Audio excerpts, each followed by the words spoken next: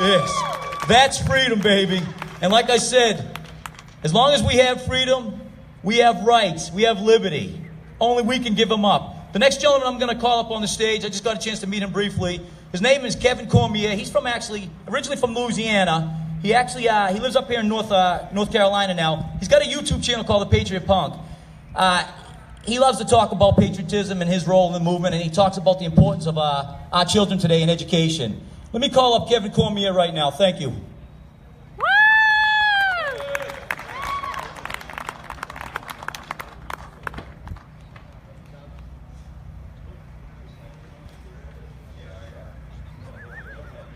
All right, guys, so I'm a little nervous because I didn't prepare a speech, but I'm going to talk about what I know. So, my name's Kevin Cormier. I'm an Iraq War veteran, member of Oath Keepers, Proud Boys. I've been in this activism for about 10 years. I started with the Tea Party and veterans' rights stuff, and I just saw what was happening in America, and it made me sick. And so I went down this road, and now I speak at events. I do a YouTube show. Actually, I have a couple channels, InfoWars, Stop the Purge. I did that to stand in solidarity with InfoWars, and Patriot Punk on YouTube. Now, today I want to talk about how things got to this point. Because right now we're seeing things happen in America that 10 years ago would have never stood. This is all by design. We have a very subversive element in this country. And they target our schools, they target our children because they know that they are very easily malleable and they are naive to what their agenda is all about. This all started back in the 1920s, and the left have been planning what they're doing to America right now for decades. It started with a group called the Frankfurt School, and I want to talk about them and how they spread this anti-Americanism throughout the West, well, anti-nationalism, anti-Americanism throughout the West, and how they took roots here. See, back in the 1930s in Germany, there was a group of philosophy professors, of different humanities studies professors, and they got together and they all followed the teachings of Karl Marx. And they realized that they could not divide people along class lines, not in a society that's capitalist like America, where people are so united and have such high quality of life. So what they decided is that they would divide people along every other line they could. Race, sex, just across the board. And so they devised a plan of how to do this. And they spread to America. They took this to America. They went into Columbia. Do you guys know what Columbia is famous for? Columbia University? It's famous for journalism. So they went to Columbia and they started teaching this cultural Marxism, or critical theory, as they called it. And they taught their young students to be subversive. They taught them to go into the fields of education and media, to go in and push different narratives about how race is all that matters, identity is all that matters, that we're not one America, we're a group of a bunch of different people whose values are opposing. And that's not true, but this is what they taught. And they knew it wasn't true. They wanted to spread this lie.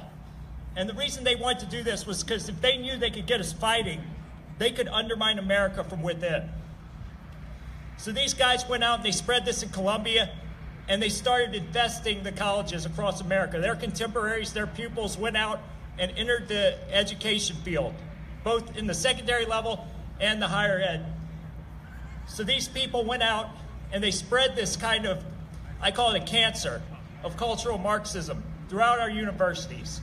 And they specifically target humanities fields. And that's because people who teach math, people who teach science, they have to deal in facts. They have to teach formulas. They don't have time to theorize. They don't have time to tell people, race is a social construct, gender's non-binary. They have to deal in facts. So they strictly targeted the humanities. And with this teaching, they were able to just go into all of our universities, be subversive, and take over these institutions. And now we are seeing the fruits of that. It's not by design that we see the media, academia, and corporate America all pushing the same lines now, all attacking Second Amendment rights, all attacking First Amendment rights. And right now, we're seeing what is probably the final stage of this plan. You know, a while back, people said, well, we don't want to take your Second Amendment rights. You know, you're crazy. We just want common sense gun laws. Well, now we're hearing the same thing about speech. We don't want to take your First Amendment rights. We just want common sense speech laws. We just want you to have free speech, but over here in this free speech zone. And so we have to push back against this. Their one goal has always been to undermine our Constitution and to divide this country. And it's so important that we fight back. And the way we do this, I believe, is we have to be as cunning as they are. We have to enter school boards, run for local elections, and root these people out. We have to expose them where we can. We have to encourage our kids to go into these fields, go into teaching, go find a job at a university, and offer some opposing viewpoints. And it's going to be tough because we see right now they have all but weeded out all the conservatives, all the liberty-minded people in these university systems. But if we can get a foot in the door, over time, we can take back these institutions and rebuild our nation based on the values our founding fathers intended. Anyway, guys, I just want to let you guys know the root of all this and how important it is to fight back against it, because we are fighting for this country. Thank you, guys. You can follow me on YouTube at Patriot Punk and InfoWars Stop the Purge.